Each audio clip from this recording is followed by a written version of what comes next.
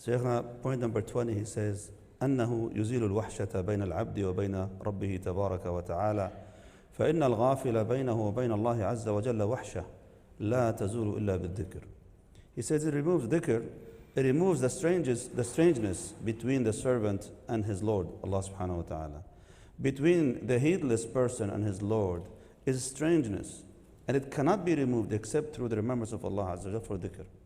That reminds me with a very important, powerful, emotional concept in us human beings. You know, when you travel, and you travel far away, alhamdulillah, look, travel today has become much easier, and even the human connection has become way easier. So those feelings that I'm talking about, maybe they're not understood properly because alhamdulillah, communication is always there. But back in the days, when people used to travel, there is no means to communicate with them until they come back again. And if you're going to have to communicate with them, you're going to have to send a letter. Or maybe make a phone call. If you go, for example, certain areas that there's one single phone line in the entire village, right? So they call, hey, can you call Fulan to come? And then so much trouble. So when people travel, Sheikh, they travel with a lot of memories and emotions and feelings and so on. And they have that wahshah, that estrangement.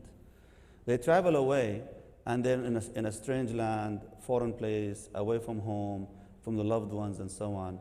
The only way these people could have survived is by always having those beautiful memories of the loved ones. That's why you see in the Arabic poetry, it's always full with that. They always begin by speaking about what? Whom they love. بانت سعاد فقلب اليوم. So they also you speak about their loved ones with their names because their memories remove that estrangement in their hearts. And that's just a human connection. And may Allah subhanahu wa ta'ala free the people who are unjustly being imprisoned. Ya Rabbal Alameen. Subhanallah, when you go and you meet with some of them and you speak to them, what really strengthens them, alhamdulillah, two things. When they're as a strong believer, mashallah, they tell you, alhamdulillah, Allah's with us. The dhikr of Allah subhanahu wa ta'ala keeps them strong, removes that strangeness of the prison, and also the memory of the loved ones who, alhamdulillah, they keep thinking about them and they always make dua for them and so on. Those letters are lifelines. Absolutely. Write letters to prisoners. It's a lifeline to them, subhanAllah. Just write them letters. So it's not hard to write a letter to them, subhanAllah. But subhanAllah, Shaykhna, if this is just between human beings, can you imagine between and Allah Azza wa Jal? And obviously, in order for this person that you remember, the loved one that you remember, to remove that wahshah from your heart, that strangeness in your heart, you have to have that very strong, loving connection with them to that level. And that's, again, between you and a human being. So if you would like to remove that estrangement or strangeness in the heart between Allah subhanahu wa ta'ala, ask yourself, how much do you love Allah Azza wa Jal? Sheikh, the concept of wahshah. No.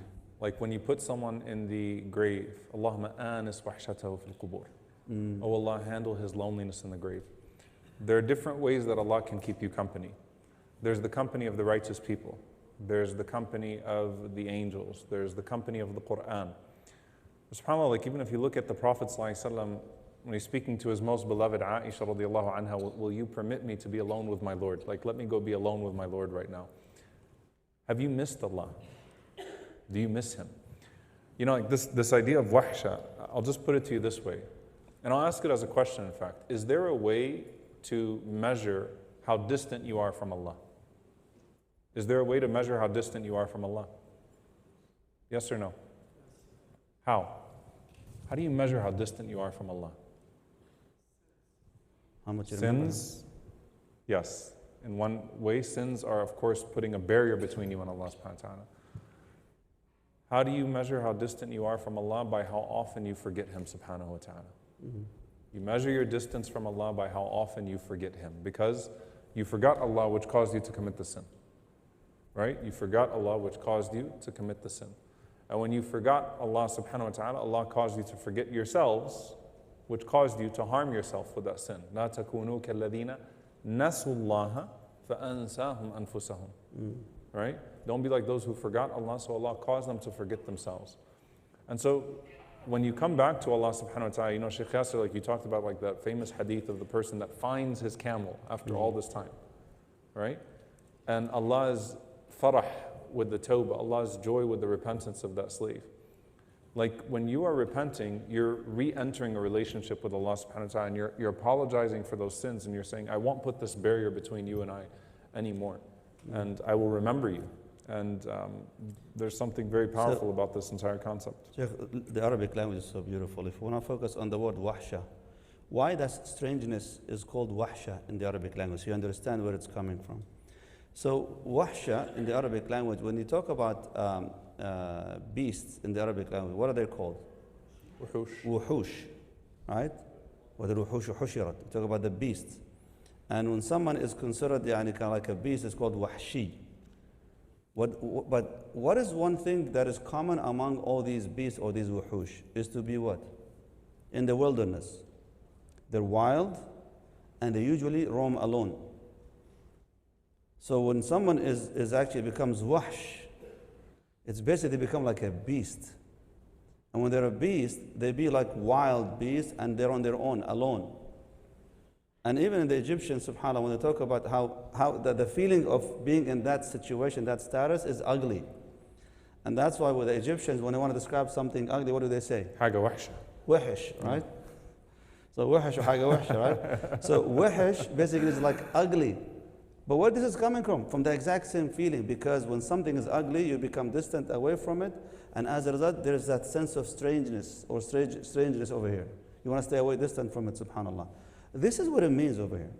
So when we talk about being wahsha in the heart, your heart become like a wild beast on its own in the wilderness, away from what?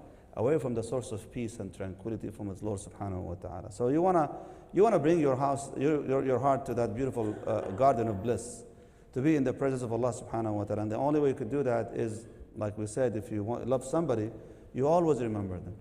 And if you would like to remove that wahsha, then in this case you have to remember Allah subhanahu wa ta'ala. Which brings to hadith in Nabi sallallahu alayhi wa sallam about the 7 categories Allah subhanahu wa ta'ala will shade them, and it's going to come next inshallah ta'ala. That Allah says that one of those 7 categories that will be under the shade of Ar-Rahman is the one who says وَرَجُلٌ ذَكَرَ اللَّهَ خَالِيًا فَفَاضَتْ عَيْنَاهُ. Someone remembers Allah subhanahu wa ta'ala in seclusion, when they're alone, when it's supposed to be a feeling of wahsha, because there's nobody to enjoy their company. But that kind of wahsha was removed. Why? Because he's in connection with the divine subhanahu wa ta'ala, and in the joy of being with his Lord subhanahu wa ta'ala starts crying.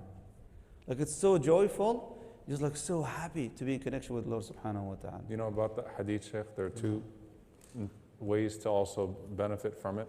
One, if you look at the 7 categories, it's the only category that requires no position from you whatsoever. Like you don't rule any place. You don't have to be in a masjid. You don't have to have someone that you love for the sake of Allah subhanahu wa ta'ala. You haven't been tempted. You don't have to have money to give charity. Like these all require positions. Like everyone can remember Allah subhanahu wa ta'ala. Everybody can remember Allah subhanahu wa ta'ala. Another benefit of the hadith that one of my teachers mentioned is that all 6 of the other categories would have had to be that person in order to be one of those 6. Wow. Like the just ruler, how would he be a just ruler? He'd have to remember Allah in private and have some humility and awe. Otherwise, he'd be taken aback. Why would that person? How would that person find a connection to the masjid? He'd have to take to the corner, remember Allah subhanahu wa ta'ala, and be in awe. You know, so every single one of those categories is by necessity the 7th category as well. So my dear brothers and sisters, wallahi, just like we mentioned that yesterday, you have to put on your daily schedule 20 minutes on the side where you just be alone. And don't get scared of being alone, because we live in a very over-connected, overstimulated society, subhanAllah. Being alone is scary these days. It's like we don't want to be alone. And even when you are alone, what do? You grab your phone out and start socializing with the content that you have on your phone. So being alone has become something very strange and brings wahsha to us. We feel that estrangement. And therefore, to beat that, you're going to have to develop that kind of enjoying being alone. And the only way you could do that if you are with the one that you love the most. And if you truly have that love for Allah subhanahu wa ta'ala, being alone with Him is no big deal. It's not a problem. So you don't really get bored. Oh, absolutely. Boredom is something for us to think about. If you get bored easily, that's a problem, right? Like I saw this meme one time, Sheikh, that